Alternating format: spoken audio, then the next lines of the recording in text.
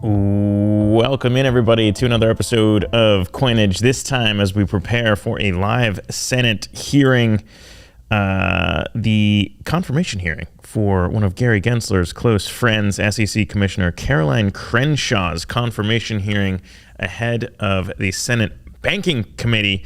A pretty emotionally charged hearing, as basically the entire crypto industry, including the Coinbase-backed Stand With Crypto arm, aggressively trying to mobilize the crypto community to voice their frustration and disapproval of this confirmation to block Caroline Crenshaw from serving on the SEC through, I believe, 2029. So a pretty important hearing and eventual confirmation vote for who has been one of the most anti-crypto commissioners, I think fair to say, in the history of the United States. Granted, crypto hasn't been around that long, but as far as what she's done while she's been at the SEC, it's pretty interesting to take a look at some of that. And as Eleanor Terra from Fox Business, friend of the show, Ellie, it's been a while. Love to have you back on when we can do it again. But as she's been covering, the crypto lobby has been strongly, I got a text last night. I don't know if anybody else watching this did, but Stand With Crypto sending out text messages to basically say, hey, write into your senator and tell them not to vote to let Caroline Crenshaw stay at the SEC, because we already know Gary Gensler stepping down. So him having his number two stay on under a Trump administration could potentially muck things up. It's unclear how much, influence she might have as we see a new pro-crypto chair come in under Trump. But still, clearly, she must have some influence if she's still there, because I don't think the crypto lobby would be pushing so hard to block this if it were not at least going to have some swing impact. And so it's going to be interesting to see how this vote shakes out, given all the pressure. And the reason being, I think it's important to maybe just expectation set. Again, we'll take the hearing live as soon as it begins. It was scheduled to begin at 9:45. They're always a little late with these things, so we'll see. As we're monitoring it right now, I think we've got it to maybe potentially show, but there's just a hold screen right now. And as we look into this, it is kind of interesting to think about why people care so much. And James Seyfert, another friend of the show at Bloomberg, had been tweeting about kind of why this matters, why Caroline Crenshaw is now finding herself in the crosshairs.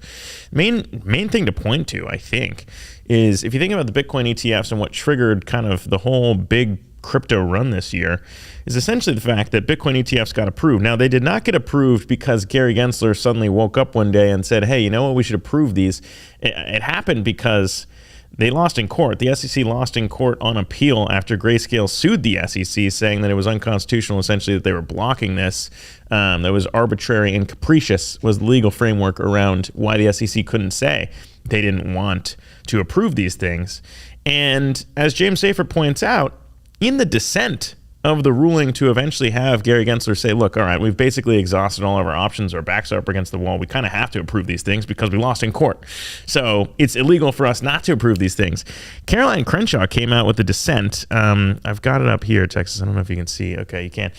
The dissent was written by Caroline Crenshaw herself and alone. Worth noting that the other Democratic SEC commissioner did not join her on this dissent. It was almost too shall we say, revolutionary, too, I guess, I don't know what you want to call it, illegal, maybe we could say, to come out and say, hey, maybe we should just not listen to the court and still not approve these Bitcoin ETFs. But that was essentially exactly what she was trying to lay out in her dissent here, saying that the proposed changes were not applicable. We shouldn't approve these things. They're not good. She disagreed and basically urged the SEC to just not listen to the court. And so it was a pretty important, and some in the crypto industry say illegal, some say shocking, some say not entirely sure why someone would be even more anti-crypto than Gary Gensler.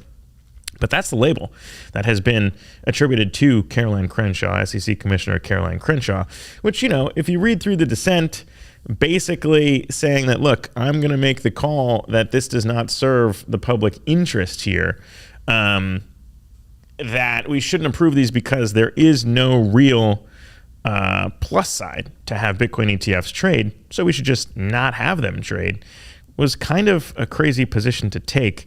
And of course, obviously, Gary Gensler did not side with that position, and eventually they were approved back in January. But ever since then, a lot of people have been saying, hey, maybe this person isn't fit to serve at the SEC, which is, by the way, I've covered traditional finance for a while. That's rare to see because let's just say this vote does happen and she still gets approved. You're dealing with an SEC commissioner that you essentially called not as far as calling them a criminal, but at least as far as saying, hey, this person's not a good person, or at least not fit to do the job. And they're still there and they still have power at the agency that oversees you, at least for the time being. Of course, as we're seeing, perhaps the CFTC might be the one steering crypto regulation rather than the SEC in the Trump administration. So there is that. But nonetheless, you got to consider that it is a pretty big position to take to just say, you know what, we're going to go ahead and poke the bear on this one and basically say that we don't care if she's there because we know that she might not have any teeth in her position under a new SEC chair. So I don't know. I think it's always interesting to kind of look at that stuff and consider why the industry cares so much. That's the backstory. And of course, the other thing to consider here too is that there have been kind of some moves in terms of the current control of the Senate. Currently, as we all know, it is under Democrat control. Sherrod Brown, however, because of the huge offensive by the crypto industry, lost his Senate seat under the new administration. It will now be Republican control as they swept not just the Senate, but also the House and the presidency, which is important because this will be kind of the first chance we get to see the interactions between Tim Scott and someone who has been anti-crypto at the SEC, because he's essentially going to be the one leading this Senate Banking Committee. Tim Scott, as we all know, as we've played before on Coinage, basically has become super pro-Bitcoin out of nowhere. He was down in Nashville with Senator Lummis on stage singing the Bitcoin praises. So it's going to be our first glimpse into how Tim Scott might want to run this committee as he takes over from Sherrod Brown as the door hits his behind on the way out. So that's another thing to watch in this hearing, is what's going to be the potential shakeout from that change of power. How is Tim Scott going to feel in that seat as he chairs the new thing? And as we move into that chapter, again, how does this all impact the way that some of the power players, some of the power brokers feel about their newfound confidence in I guess, the way that they want to interact with Congress? And so, obviously, everyone's talking about the change of power in terms of the Bitcoin Strategic Reserve. I'm not going to say that's not the most important thing to watch, because I think it might be. But at the same time, you do got to wonder how some of these crypto companies that had just been absolutely on the ropes, Ripple, Coinbase, basically everyone getting sued left and right, what they now want to do when it comes to, I guess, a friendlier administration, friendlier Congress, friendlier banking committee. Was Tim Scott going to allow? We're going to get our first glimpse into what that might look like and exactly how strong they want to make crypto part of their platform. Of course, we've already seen from Republicans, they've included it in their party platform ahead of Trump's big victory. But it's very different to say that than it is to maybe see how on the individual level in Congress some of these things might shape up. I also do want to just show you a little bit of what we saw from Stand With Crypto, because as we were discussing this, I don't know if anyone feels the same way. If you're in the chat, by the way, thanks for watching our live stream. We're going to be taking the Senate Banking Committee's confirmation hearing of SEC Commissioner Caroline Crenshaw. Basically, now that Gary Gensler's stepping away, I think fair to say maybe public enemy number one when it comes to the crypto industry and who is in their crosshairs right now, because, as I'm about to show you, the offensive has been pretty forceful in terms of what we've seen from pro-crypto forces calling out Commissioner Crenshaw. Here's the tweet. Texas, I think you can see this.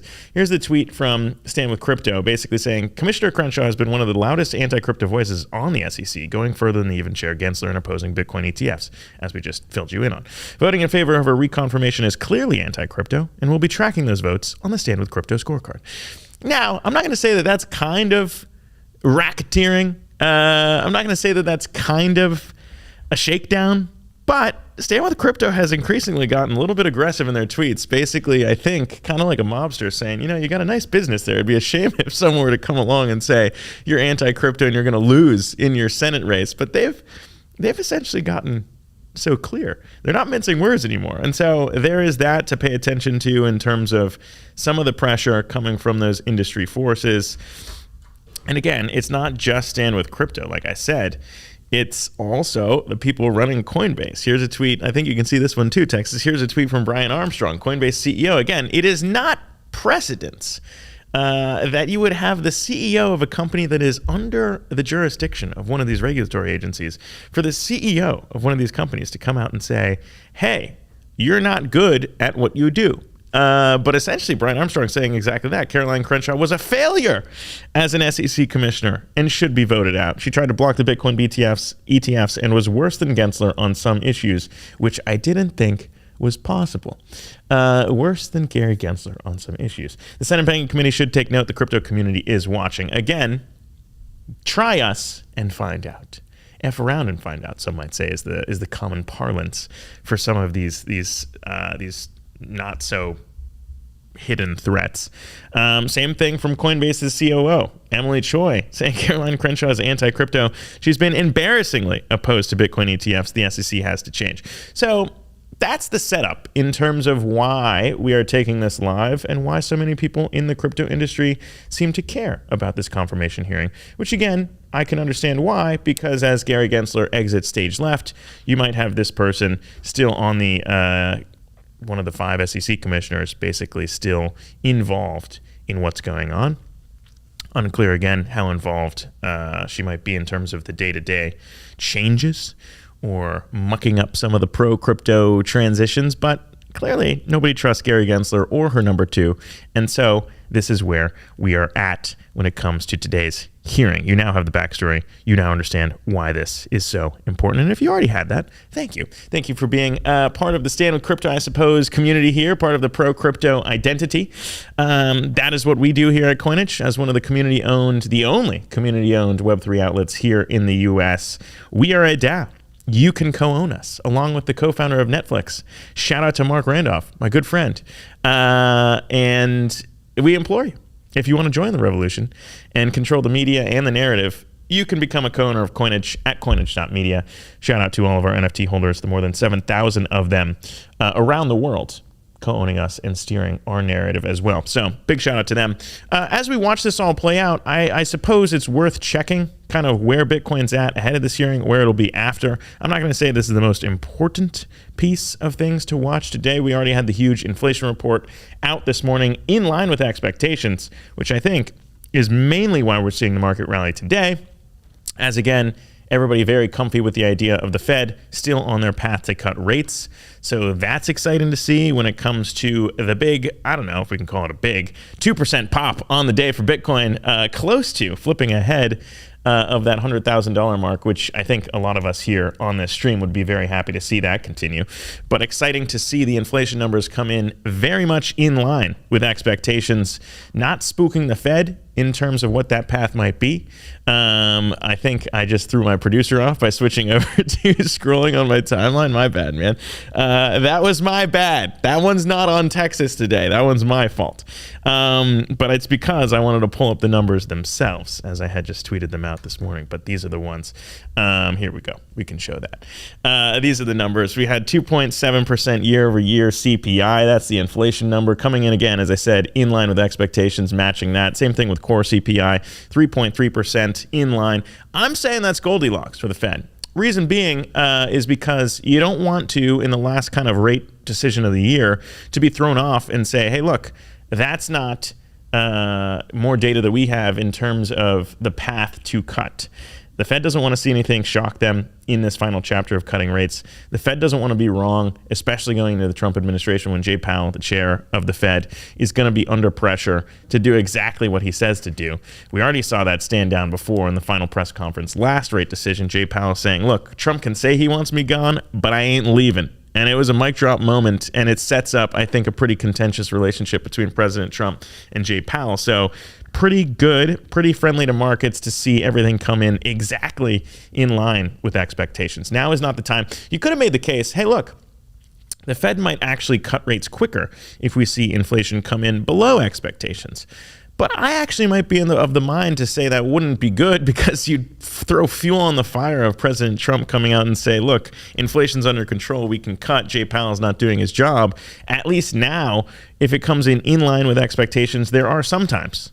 I'm thinking about Christmas. Christmas is coming up. You don't want to throw any fuel on the fire when there's family drama. You just want things to be cozy. You just want your family to get along. So I'm thinking, weirdly, as I saw this headline come across this morning and inflation numbers, I was actually saying, hey, look, that's actually pretty good. This is not the time when you want drama, especially when it's such an important time for crypto. I say that as well because, as we discussed with Travis Kling the other day, by the way, I'm going to bring that one up too. As we discussed with Travis Kling the other day, the important piece of where we're at in this cycle, I think most people now are on the same page. We're probably mid to late cycle of crypto's boom. Not saying the fun times are over. We got a little bit left in the tank, but we are closer to the end than we are to the beginning in this cycle. And the big thing to watch in terms of where the cycle ends is, of course, the Bitcoin strategic reserve. No one really knows the odds of what that's going to look like in terms of Trump getting that across the finish line. No one really knows how important it's going to be to actually follow through on Senator Cynthia Lummis's Bitcoin strategic reserve plan. I think it's probably safe to assume President Trump's going to go ahead and at least formulate something and say all the Bitcoin the U.S. government owns will never be sold. Here it is in the strategic reserve. That's one thing. It's an entirely different thing for Senator Lummis's plan to get approved, where the country is going to buy 1 million Bitcoin and sell off gold. That's another thing. That'll require approval from Congress. That one, way less confident it happens, but it could still happen. And what Travis Kling was saying on the show yesterday is essentially that look, if it gets approved, we are going to 300K. That's a huge top in this cycle. Not completely, by the way, not completely out of the norm for prior cycles in terms of the percent run up. So it wouldn't be that crazy to see 300K. I'll put my name out there in that camp to say that's entirely true if we get a Bitcoin strategic reserve. Now let's talk about the other side of the equation. If we don't get a Bitcoin strategic reserve, what happens to this rally right now?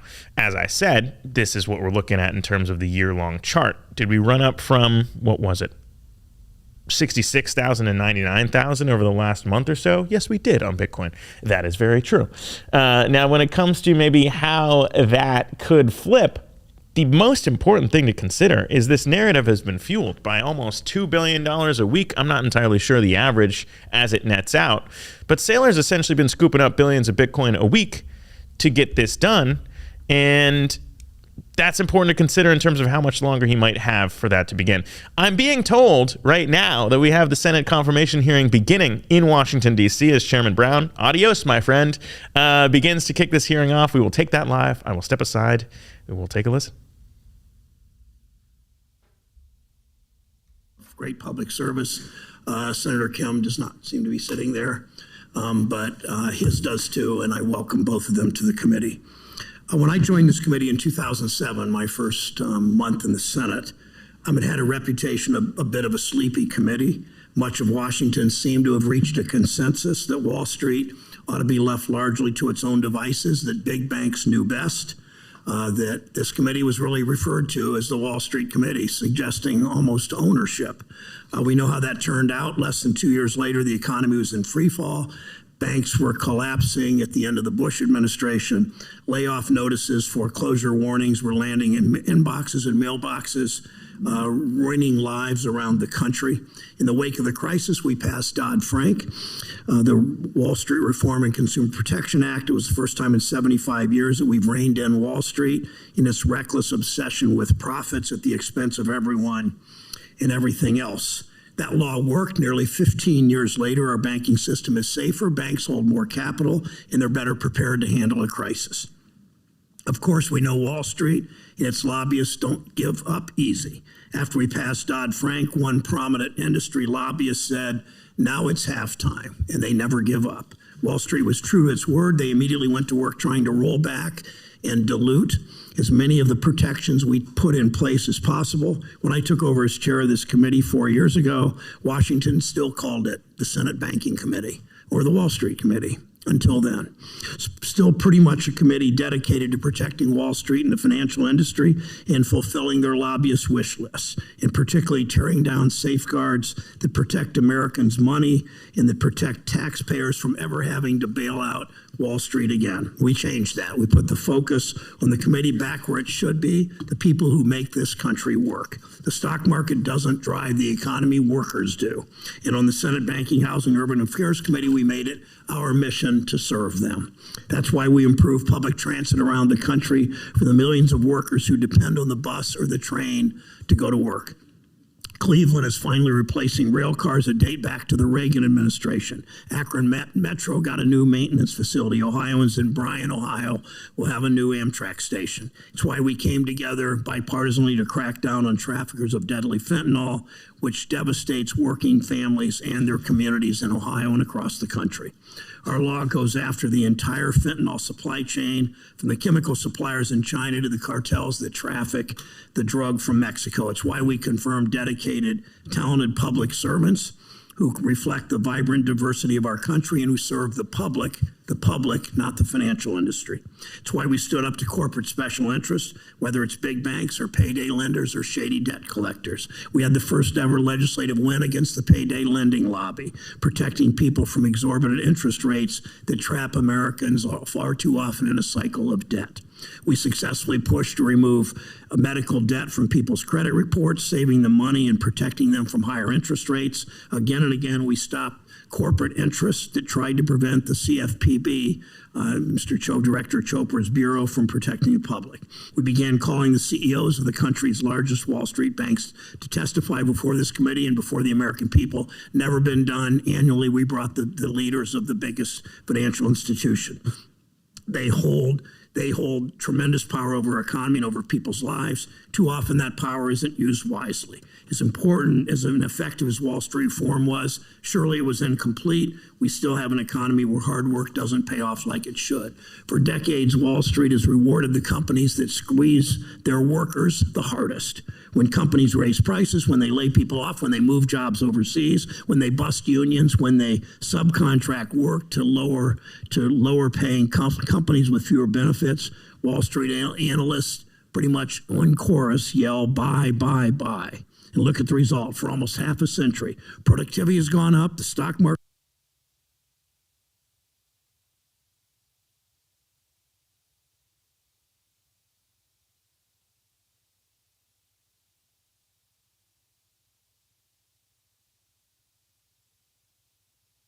market's gone up, executive compensation has exploded, profits are up, but workers' wages have been largely flat.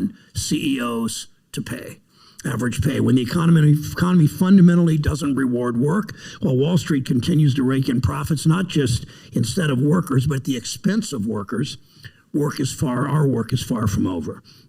Some of the most crucial work happening today to hold corporate special interests accountable and level the playing field for the rest of America is at the Consumer Financial Protection Bureau. The Consumer Bureau has been among the most successful parts of Wall Street reform. Since 2011, CFPB has returned $21 billion to 205 million Americans. These are real checks that land in people's mailboxes, dollars that might mean a little extra breathing room to buy groceries or fill up a tank of gas. The CFPB has returned more than $363 million to servicemen and women and to veterans. That's money that companies took straight from the pockets of people who serve us. And over the next 4 years, the CFPB will be more crucial than ever. Last time President Trump was in office, his cabinet looked like a Goldman Sachs retreat. He tried to put the CFPB to work for corporations instead of the public. And from what we've seen from his nominees, corporate special interests won't just have a seat at the table this time around. They'll be given free rein and encouraged to rip off workers and consumers. He's opening up our government to the highest corporate bidders, embodied in billionaire after billionaire after billionaire he's nominated. It will be up to you in this room to preserve the CFPB as one place where Americans can go where Americans can go that fight for them. Most people don't have fancy lawyers. They don't have high-priced lobbyists. The CFPB is their advocate and their voice. The public servants there fight for the people who make this country work, and so must all of us. This committee must ready itself for the fights and challenges ahead. Rising housing costs, private equity infiltrating more and more of our economy, insurance costs going up, risks building up in the private credit market, new technology that's increasingly being used in our financial system. All these risks have one thing in common. They have the potential to take even more money away from working Americans and funnel it to the same corporate elite that creates more and more and more and more billionaires in this country. Those guys have enough advocates in this town. Our charge, whether in the Senate or out of it, is to look out for workers and put them at the center of everything. I'm proud of the work we've done together on this committee. I want to thank Senator Scott and Senator Crapo, who was my partner, and Senator Toomey, my partner in the past, and all the members of this committee on both sides. I want to thank especially my talented committee staff. Homer and Beth and Phil and Megan and Alicia and Laura have been with me the entire 10 years I've been chair or ranking member. Sarah, Jeremy, and Katie in my personal office have also worked diligently for this committee over the last decade.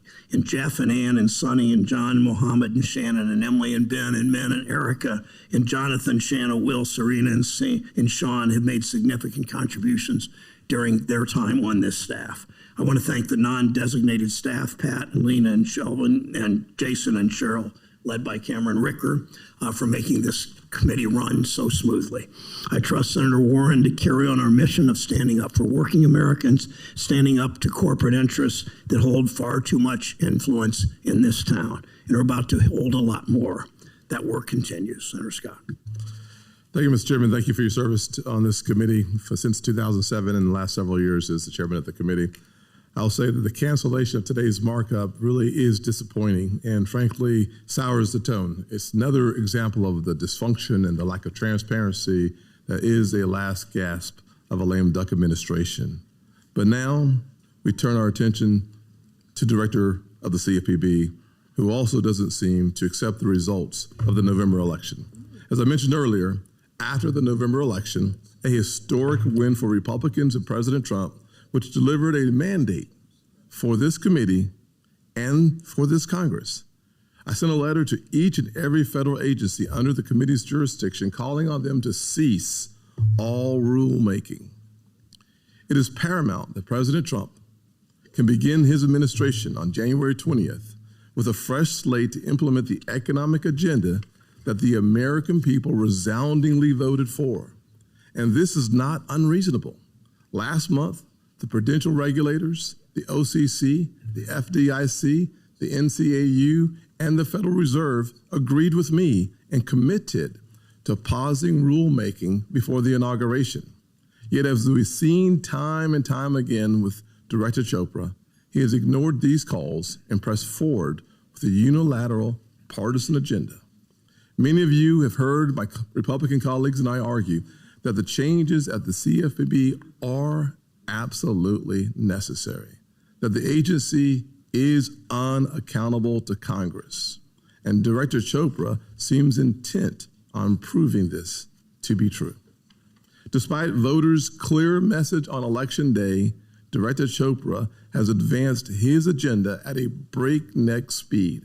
He has issued a final rule expanding the CFPB's own jurisdiction, issued a proposal seeking to upend the fraud prevention industry, has published multiple studies and reports to further his political agenda, and just this week published another rulemaking effort.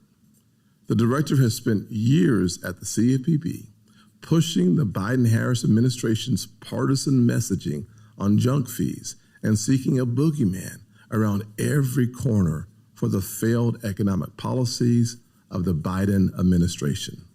Let me be clear. Protecting consumers and building an economy that serves all Americans are principles that guide my work in the Senate, but we can do both without weaponizing our federal regulators. Speaking of regulators abusing their authority, the longstanding issue of debanking and Operation Choke Point have recently resurfaced. I have focused on this issue for years and the patent inequality it represents for our legal businesses. I've consistently called out our banking agencies for weaponizing their power and private institutions for bending to the powerful here in Washington. No legal business should ever be debanked. This message is something that Director Chopra has latched onto since the election, including direct references to debanking in his last two rulemakings.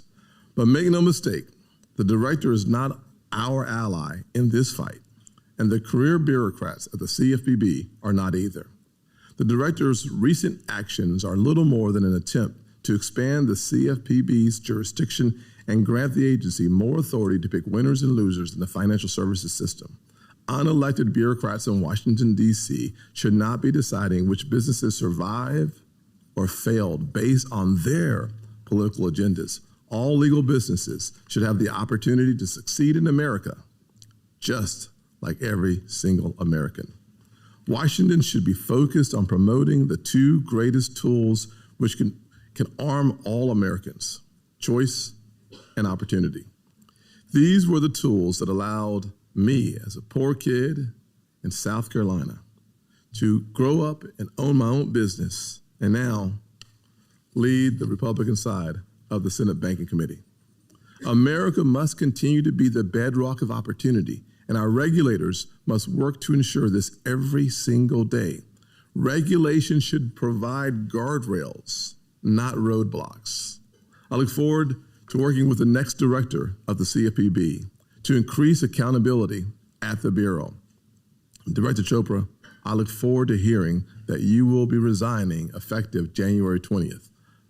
It is unacceptable to have an agency with a budget of almost $1 billion outside of the appropriations process, and we must find a way to address this issue. I will end with this, a message of hope. I am hopeful that the next Congress will allow this committee to return to regular order and pass legislation to increase opportunity for American families and small businesses across our country. Thanks, Senator Scott. There are no election deniers in my party. We accept election results, even though President Trump got less than 50% of the vote, hardly a mandate. And as I leave office in 3 weeks, I just hope both parties will stand up to the special interests that too often run this city. Honorable Rohit Chopra has served as director of CFPB since October 2021. He worked at CFPB in its early days, serving as assistant director and student loan ombudsman shortly after the agency opens its doors. He's also been an FTC commissioner. Director Chopra, welcome. Thank you, Chairman Brown, Ranking Member Scott, and members of the committee. Thank you for inviting me to this hearing regarding the CFPB's semi-annual report to Congress.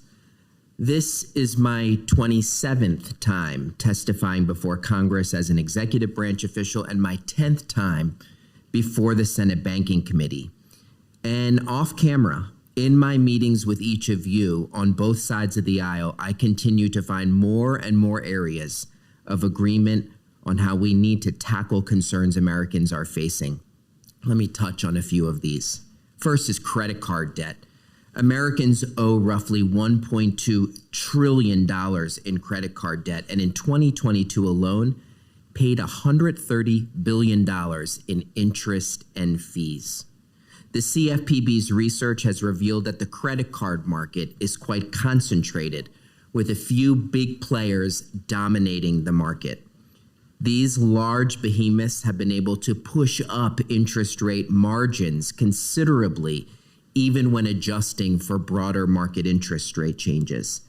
And this increase in margin and lack of competition means that Americans are paying an extra $25 billion a year compared to 10 years ago.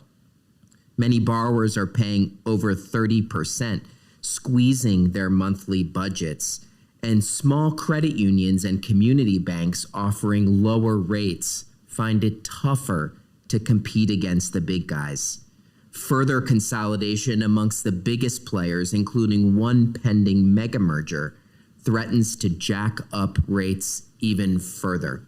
The CFPB is taking action to crack down on credit card companies exploiting regulatory loopholes, to make it easier to switch to a new card, to ensure consumers can obtain and actually redeem their promised rewards and more.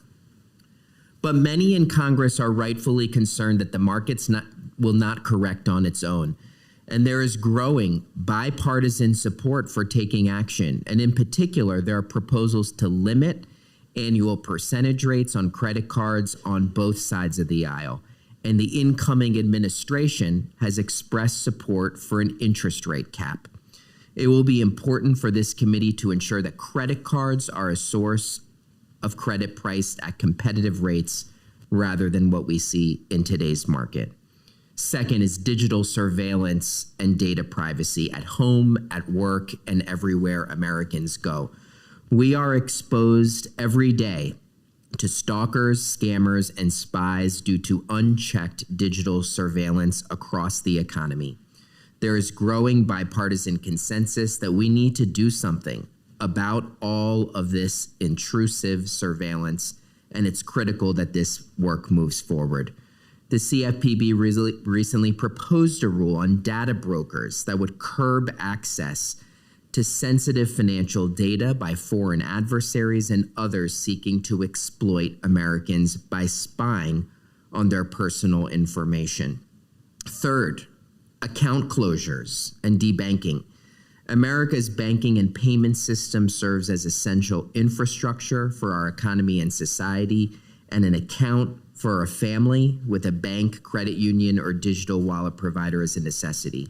But unfortunately, we have seen too many account closures on questionable grounds.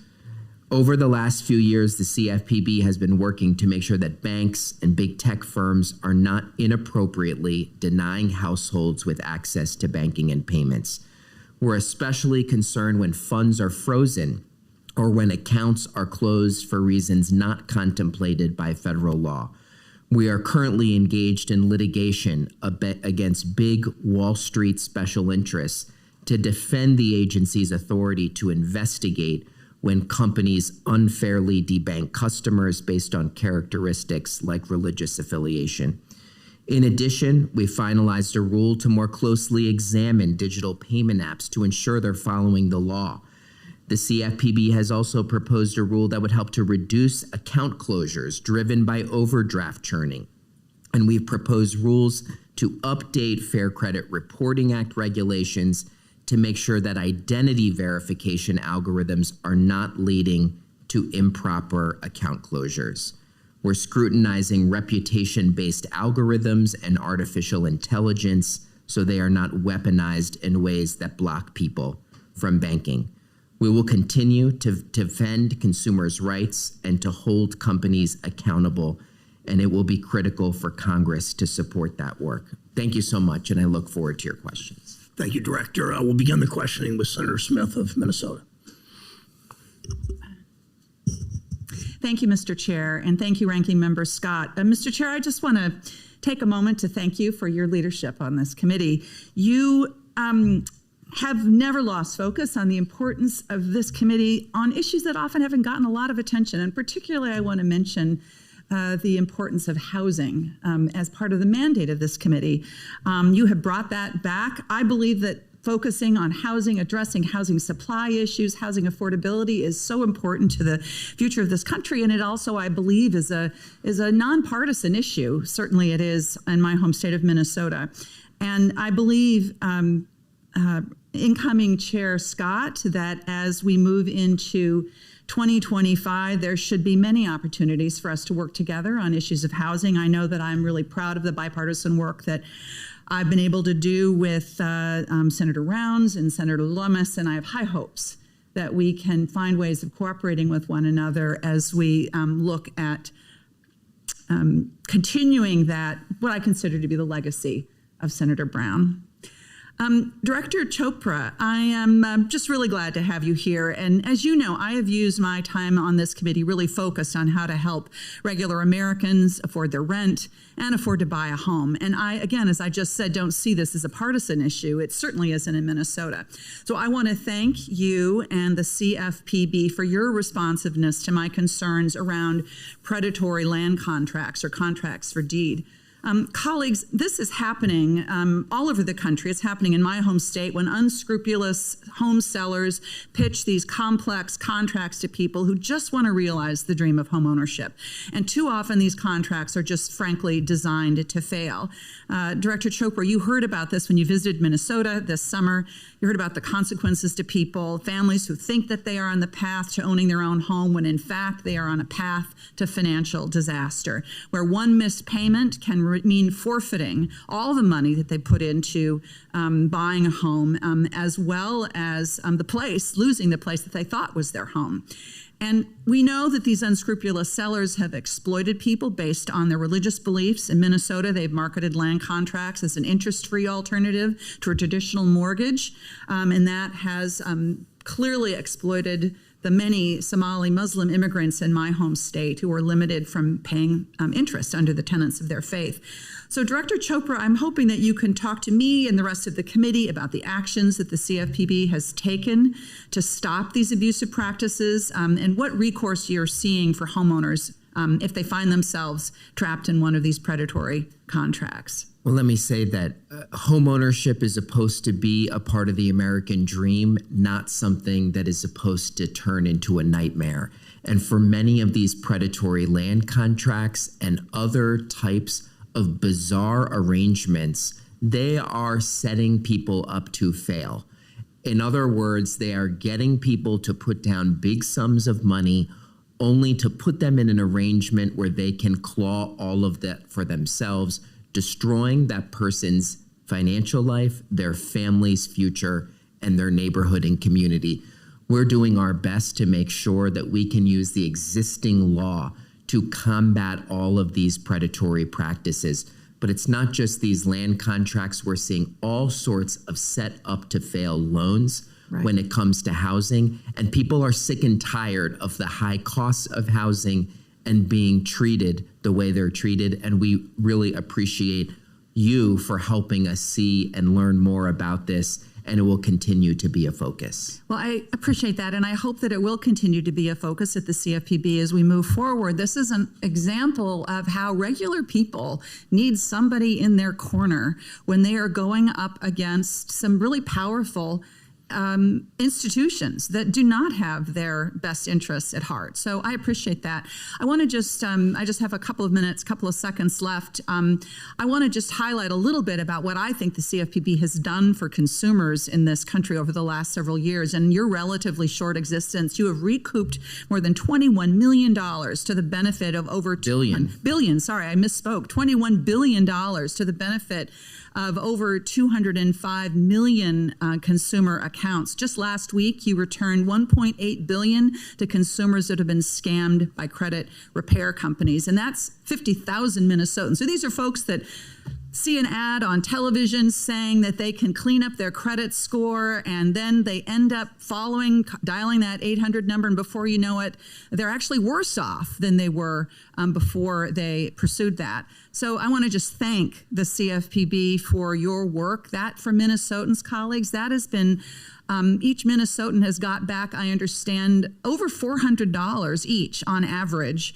for thanks to the good work of the CFPB. So there's not a question in there. I'm out of time, but I wanted to just highlight that success, and thank you very much for your work. Thanks, Senator Smith. Senator Scott. Thank you, sir.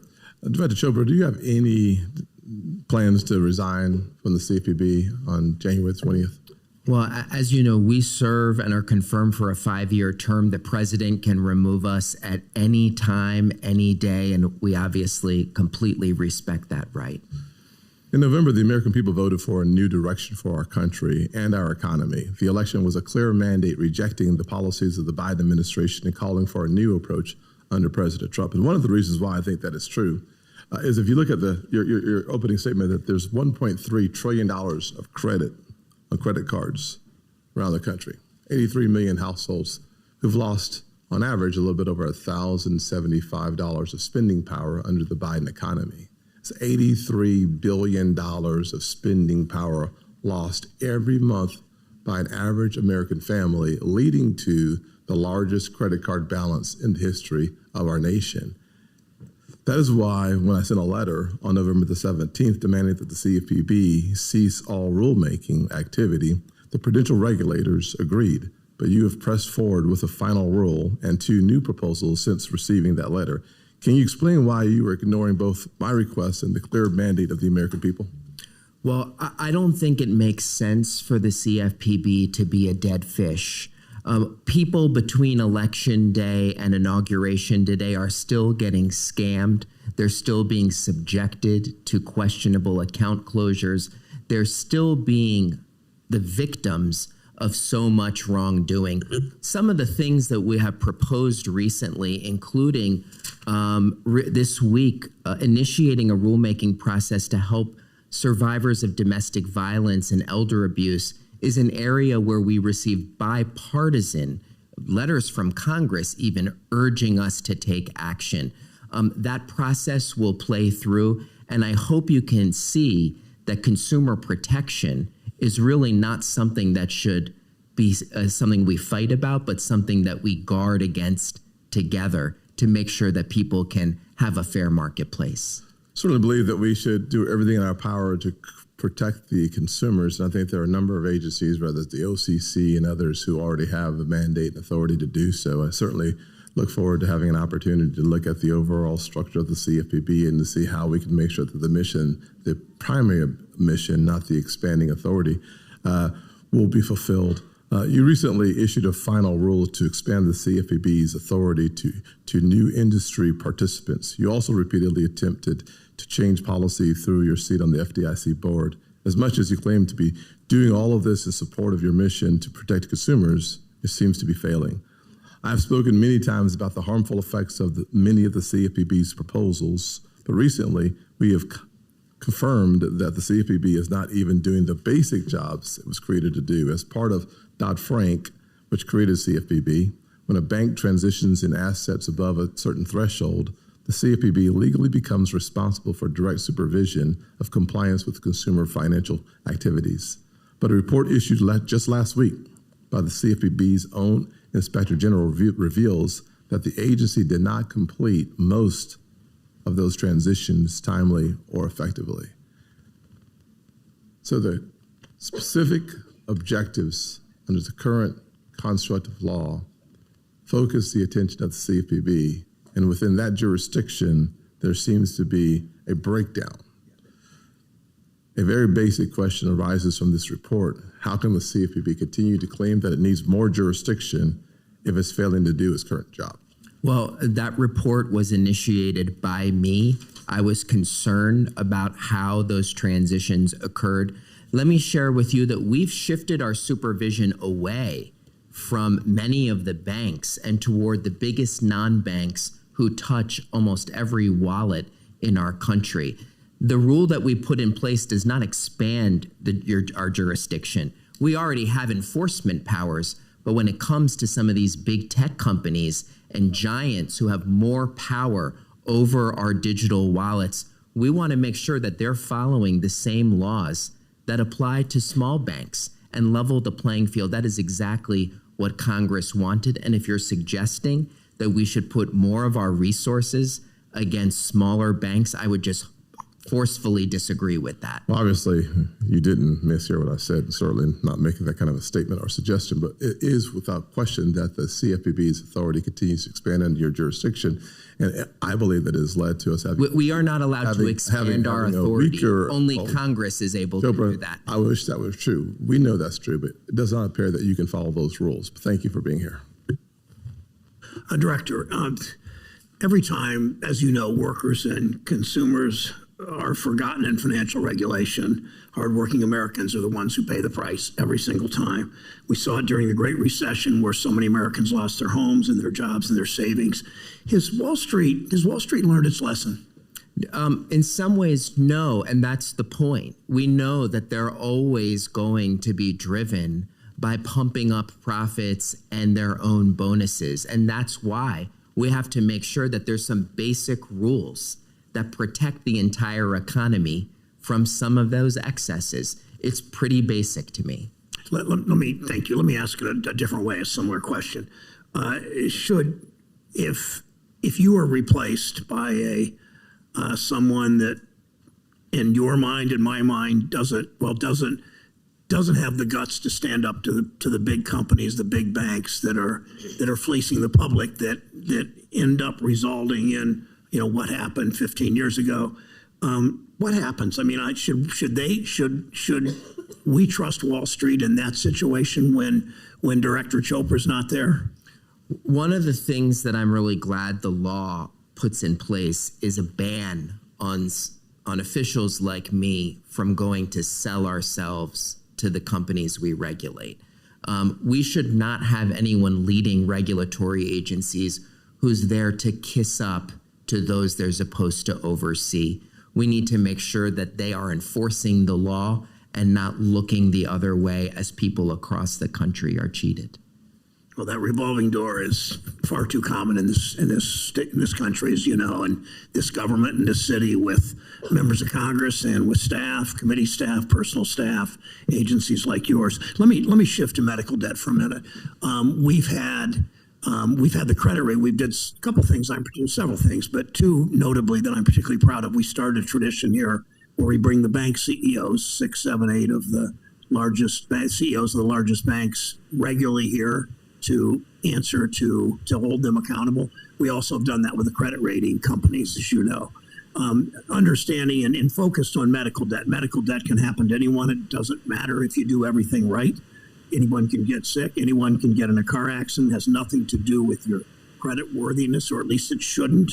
People should not have to deal with damaged credit scores and harassment from debt collectors on top of massive medical bills and navigating a far too complicated healthcare system. So, Director, are medical bills generally accurate? We have found systemic problems with the accuracy of medical bills, particularly ones that are reported on credit reports. There's problems with coding. There is a ping-ponging going on between the insurance company and the provider. Sometimes multiple copays or deductibles are being charged. And it is why those items tend to not be predictive of your performance on loans like credit cards and mortgages. So assuming that, and you've proven that that's the case, what impact do inaccurate medical bills have on consumer credit scores? Well, we've seen scores go down artificially, pushing up the price to borrow for a home, and in some cases blocking a person from maybe even getting an apartment or a job.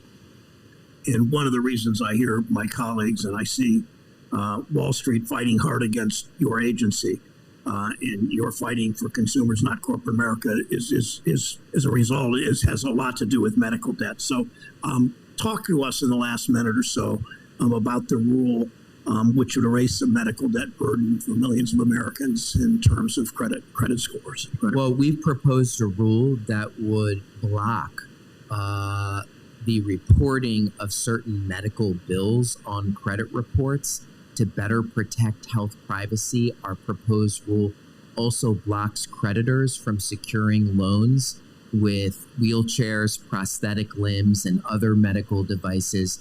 We think that a lot of the rule has already been implemented voluntarily. The 3 big credit reporting conglomerates have already eliminated much of it, and states across the country have also banned it as well. So why the opposition from my Republican colleagues to this rule, and from some of corporate America? Why do they think it's a bad idea? I don't want to paint with a broad brush, and many behind closed doors really support it. But I think that there is too many debt collectors who weaponize this data in order to coerce people into paying they do not owe. I do not know, and we have looked at every single concern. We want to protect our rural hospitals. We want to protect access to health care and credit. But we think this is a very wise path forward as we continue to look to finalize it. Thank you, Senator Rounds. And before I recognize you, thank you for your work with Senator Smith on housing. I wish we could have convinced some others on the committee to move forward with a number of pieces of legislation that you did with people on our side that would have expanded the housing supply in rural America and elsewhere. So thank you, Senator Rounds. Recognize. Thank you, Mr. Chairman. And I understand that this is probably the last time that we're going to be together on the dais. And I will just say that I have enjoyed the banter, and I have enjoyed our opportunity to visit with one another. And although we probably disagree in a number of different areas, we've also found some areas of agreement along with Senator Smith with regard to improving options for home ownership, and particularly with regards to areas on Native American reservations, and also with regard to the rural areas of our country that really do need to have an upgrade in how we provide mortgage services to them. So Thank you, I appreciate that. Thank you. And Ms. Chopra, I would suspect that you and I probably disagree on the vast majority of our philosophical approaches to the regulatory approach that we should have in this country regarding the availability of credit and so forth. But I wish you the best in your next endeavor, and I think there's no question but that you and I both know that you probably won't be here after the 20th or the 21st of January, but I wish you well in your next endeavor. Let me begin by just working my way through some things that I really do have a concern about. I recently sent you a letter with my colleagues, Senators Haggerty and Daines, regarding your proposed mortgage servicing rules. The stated intent of the proposed changes is to assist borrowers who are experiencing difficulty in meeting their financial obligations. Unfortunately, the proposal will actually, I believe, make this process more cumbersome and confusing by offering a variety of options at different times during the loss mitigation review cycle. Confusion causes delay, also causes mistakes and inefficiency. The intent of this rule is meant to be good, but as proposed, I believe it will be ineffective, and I think it will actually be harmful. Regarding this proposal, did the CFPB's actions in this area, did they stem primarily from consumer complaints, or is this an initiative driven by internal agency priorities? No, this was actually based on discussions with the mortgage industry. We did a look back during the COVID-19 pandemic at various different ways to create flexibilities in the loan modification process and maybe reduce some of the procedural hurdles to give servicers the ability to modify loans, lower costs to do so, but at the same time, preserve consumer protections. So what we have proposed is really inspired by the learnings from the industry and others about COVID-19 loan mods. I agree with you that you, and I will share with you that your letter with Senator Haggerty and others highlighted some important issues. It is a very complex way, our mortgage servicing ecosystem. Well, and we do need to find ways to streamline it. Here's what I'm getting at is I really think that when you do this type of a critical rulemaking, I'm really questioning whether or not you had the opportunity or you took the opportunity to really engage with a lot of the stakeholders on this rulemaking. And I'm concerned that a number of them who have been in contact with our offices really don't believe that they were adequately listened to, for lack of a better term, with regard to what the impacts will be. So I bring it up only because I think this is going to be critical in the next couple of weeks as we look at congressional resolutions of disapproval and so forth. And this is an area where I think there could have been some common ground found, but I'm not sure that you were able to do so. I also want to just touch base. I know there's been a lot of discussion here about medical debt. 6 months ago, CFPB proposed a rule prohibiting credit reporting agencies from including medical debt on consumer credit reports. And although consumers with unpaid medical expenses may see an improved short-term credit score, financial institutions will not be able to accurately conduct underwriting practices, something that may create barriers to accessing credit. In particular, what I was concerned with was the folks who are actually making a billing, and it's doctors and so forth.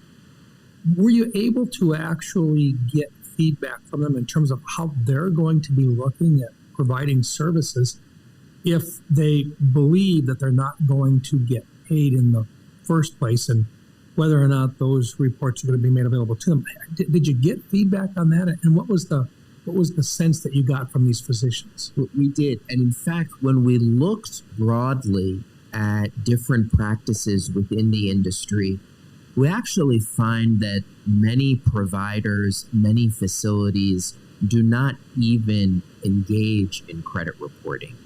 I think the question sometimes becomes where, in as much that debt is sold or reassigned, there may be firms that are putting information on credit reports that is badly inaccurate. So I think we'll have serious concerns that people are paying debt that they may not even owe in the first place. And there's a broad recognition that medical bills are very different than the application process you go through when it comes to a mortgage, a credit card. And my time is expired, but I just want to say, first of all, thank you, Mr. Chairman, for your service on the committee. And I would just say, I think that while the intent of this was right, I think the implementation of this may be doing some harm, and I'm hoping that we'll be able to review this and perhaps make some modifications, because while we don't want that debt to ever be misinformed because of the time it takes for insurance companies to pay back and forth and to pick up debt and so forth, I really am concerned that this may do more harm than it does good for some of those individuals that are perhaps looking to get services that physicians may actually decline to provide or suggest they go elsewhere. But with that, Mr. Chairman, thank you. Thanks, Senator. Well, thank you very much, Mr. Chairman. Let me begin by commending you and saluting you for your great leadership here. We all understand that you're the chairman of the committee because of the generosity of a more senior member. That's a joke. You're the chairman of this committee because you care deeply about the issues that affect working men. Because I have 2 grandchildren in Rhode Island, I will visit your state even more and thank you for doing that.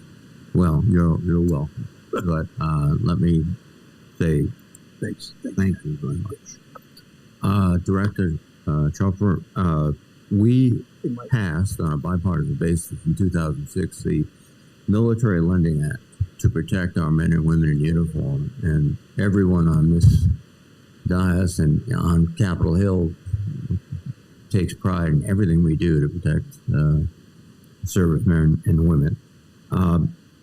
What is the role of CFPB in supervision and enforcement, particularly supervision? Well, we are responsible for making sure that that law is faithfully administered.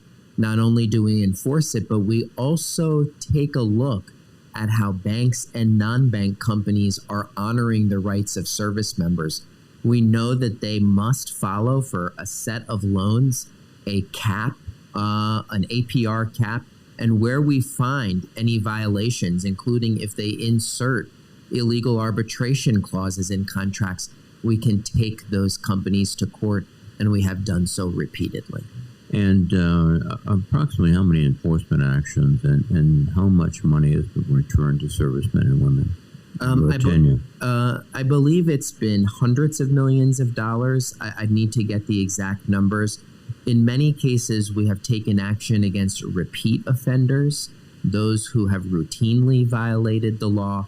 And these consist of firms who have violated this are largely outside of the chartered banking and credit union industry. And how integral is supervision to enforcement? I think it's that examination of companies is really what prevents the problems from spreading. When it comes to the Service Member Civil Relief Act, the Military Lending Act, companies really should be looking to see if they are serving an active duty service member and not breaching the law. And I think that supervisory process helps people prevent a lot of the ripoffs that may even happen unintentionally. There's another issue that we've talked about previously. That's the buy now, pay later loans, which are increasingly popular.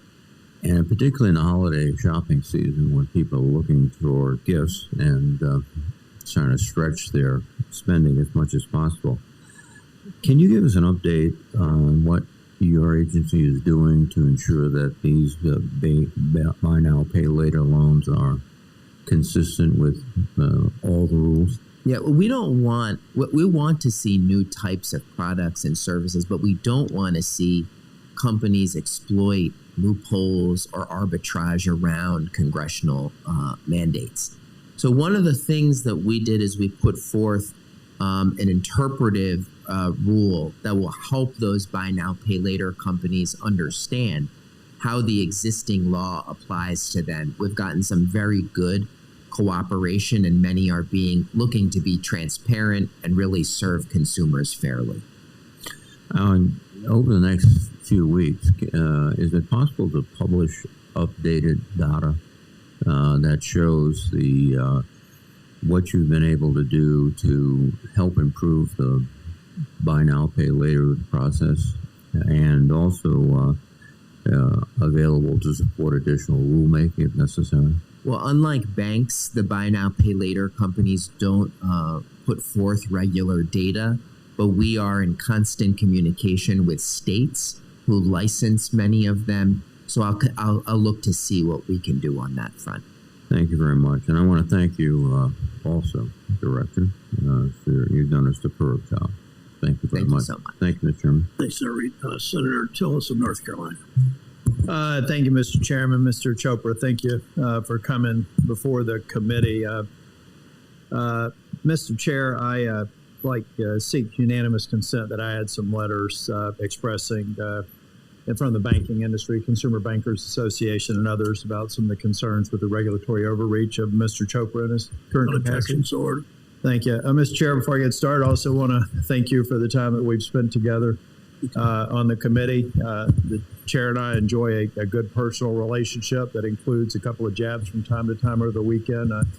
I know that you're moving out of the Senate, but I hope we can keep those missives going. And I also want to welcome Senator Schiff to the committee. Mr. Chopra, I want to get right to, I was trying to figure out how I could ask this question. To what extent do you feel comfortable with the cost-benefit assessment on the dozens of regulations that your agency is putting out and imposing on industry and ultimately consumers? Well, what we do is we take very seriously the requirements, and it's subject to quite a bit of scrutiny. But at the end of the day, if I could finish. No, let me use my time, and we'll let the chair, if he wants to let you expand later on. I'm thinking more in terms of if I took your cost-benefit analysis and I brought it to a staff that used to work me at Price Waterhouse and take a look at how extensive that was. Let's say that your cost-benefit analysis was not something you're reporting to members on this panel and to Congress, but something that would be subjected to the scrutiny of a C-suite board of directors. I just don't see the cost-benefit analysis rising to a level of quality that I would expect out of a first-year staff at Price Waterhouse. I don't want you to respond to it here, but it'd be great if you could submit for the record why you believe that you've produced an analysis of the impact of the cost of these regulations that ultimately are borne by consumers, so that we have a better understanding of just what your regulatory overreach was. I know you do a good job of filibustering, so I'm just asking you to get some of that for the record, so that I can move on. But I'd particularly like to get an understanding of, let's just use your cost-benefit analysis. Can you give me an idea over, since you've been leading the agency since 2021, I'd like to get an idea of what, in your assessment, is the underlying cost of the regs that you've been responsible for putting in place since 2021 for the purposes of the record.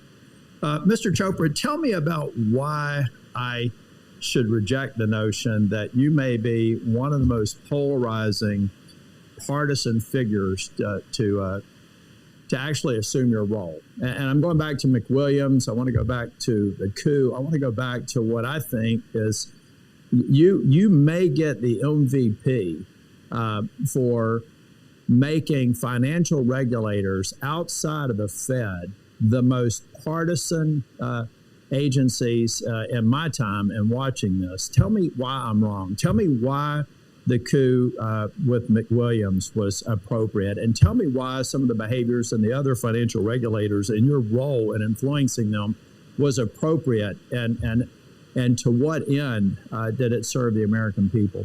Well, all we are doing is trying to discharge the duties under the law. You ask about the FDIC. Chairman McWilliams resigned amid a DOJ investigation. We were clearly... and so you had no fingerprints on it? Oh, well, certainly we wanted to make sure that the law which specifies how votes should be counted, we wanted to make sure it was. Someday and in the future, I would love, Mr. Chopra, for you to share that table with former Chair McWilliams so that we could have a fulsome debate about that, because I have a different interpretation of the facts. Look, Mr. Chopra, I don't like, and I've told other regulators, I get no joy out of going after witnesses in this or any other committee.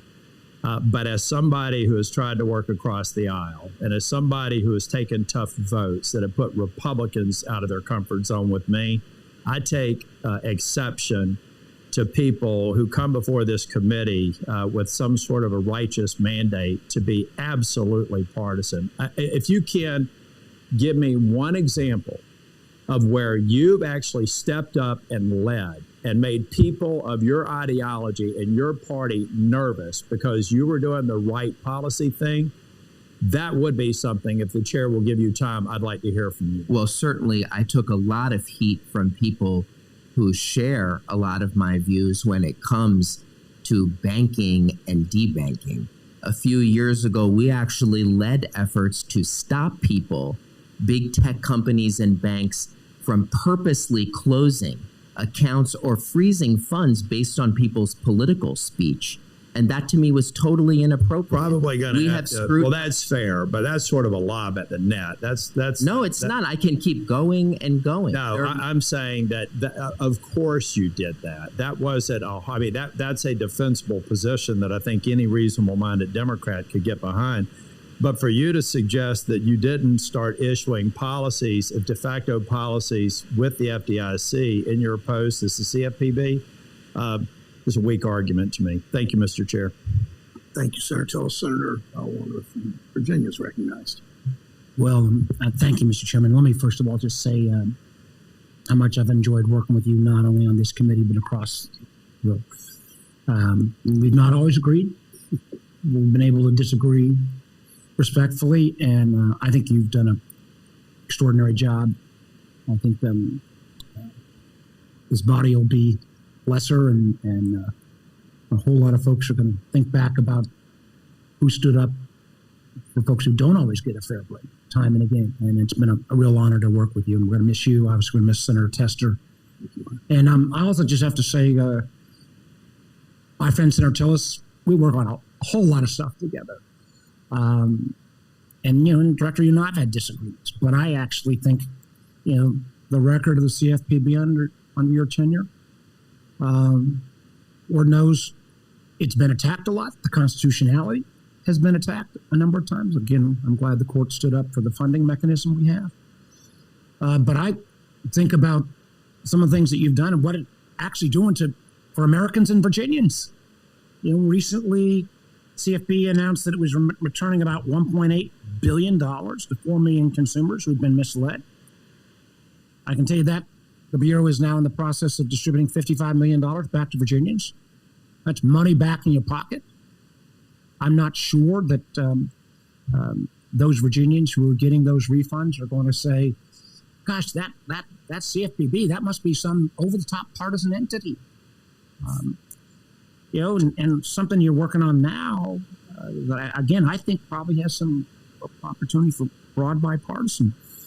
The proposed rule on data brokers. This is something that, again, I don't think there's a Democrat-Republican view. We looked recently about my head's been exploding about the so-called salt typhoon and how the telecoms have all been penetrated by China. They can get all this information. But the truth is, sometimes our adversaries can buy this information from data brokers, and particularly when you're thinking about even members. I think it was Duke came out with a study around getting critical information about our members of the armed forces. Think about, my goodness, their ability to go after those who are not undercover in the intelligence community. Can you share a little bit about how these data brokers, how adversarial countries like China and Russia use our existing rule structure? They don't have to hack into us. They can actually just use the existing marketplace, and what kind of valuable information is then potentially put at risk. Well, we used to, a long time ago, think about data breaches, about, hackers getting into your accounts, taking your money. But when you look at Equifax, Anthem, Marriott, it has all been Chinese Communist Party, Chinese People's Liberation Army, other state and non-state actors designing a way to collect information about us for their purposes. But now you don't even need to hack in sometimes. You just go and buy it. You can also, if you're a stalker, go buy information about the person who is trying to escape you. You can also, as a scammer, buy lists of people who are vulnerable, maybe suffering from cognitive decline. But it is clear that we received a lot of input to make sure that guarding people's privacy from data brokers is increasingly a national security imperative too. Well, again, I think this is an area that does fit clearly, squarely into consumer financial protection, and I know there's a lot of interest bipartisan-wise, even on legislation, so I hope we will pursue that. I want to raise one last topic because it's a topic that my friend Senator Kennedy and I have worked on. As somebody who was here, proud to be part of the Dodd-Frank, proud to be part of the portions of Dodd-Frank legislation were actually bipartisan, Title I and Title II. One of the things that came out of Well, we're going to duck out of that Senate Banking Committee hearing as you heard off the top, Chair Brown saying that the hearing for SEC Commissioner Caroline Crenshaw was going to be moved to the afternoon. Incoming chair, Senator Tim Scott, did not mince words in terms of calling that a last gasp effort to act in bad faith. So already very interesting to see some of that changing behavior between Republican incoming chair, Senator Tim Scott, and outgoing Democratic chair, Sherrod Brown from Ohio after he lost to Bernie Moreno. So we're going to have to wait a little bit to see how this all shakes out. But nonetheless, as it is expected to happen, unless some of those Democratic senators break with their party and feel the pressure that has been put on them from the crypto advocates, from Brian Armstrong and the rest of the Coinbase executive team and those who follow Stand With Crypto, it's a little unclear as to whether or not that vote will change.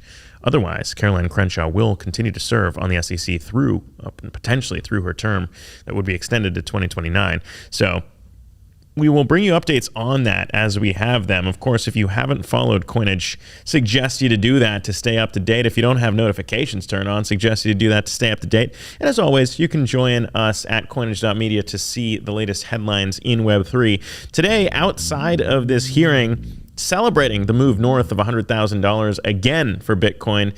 And as we've seen today, given the inflation data that we got this morning with everything coming in line, pretty interesting to see some of the changes in the way that traders are now looking at the next Fed decision.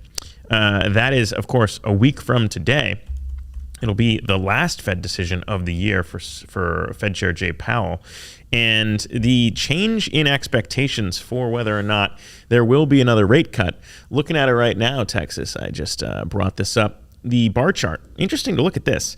It was about an 88% chance before we got that latest inflation reading this morning that we would see a rate cut down to that 4.25% target range. Now it's a 96% chance. So an increase in terms of seeing everything steady as she goes, more people expecting that you will see yet another 25 BIP rate cut to wrap up the year. And generally, again, adding to some of the market confidence in crypto and other risk-on assets as we see Bitcoin pop about 2% to reclaim that $100,000 mark. As usual, we'll continue to monitor all the moves. It's about a 4% pop now, actually, so that's continuing to show some strength as Bitcoin continues to trade. Very interesting. That'll probably do it for us, though, as we continue to track what's going on in Washington, D.C. I thank you all for tuning in with us again. If you like this, be sure to follow Coinage on X. And you can go check out our YouTube channel with all of our longer form interviews with the biggest founders in Web3. We're still running our Crypto Project of the Year celebration, wrapping up at the end of the year to see which of our NFT holders are going to be active, considered active, and earn patronage dividends as we become the first NFT project in the US to pay out a patronage dividend. Excited to make history with you all.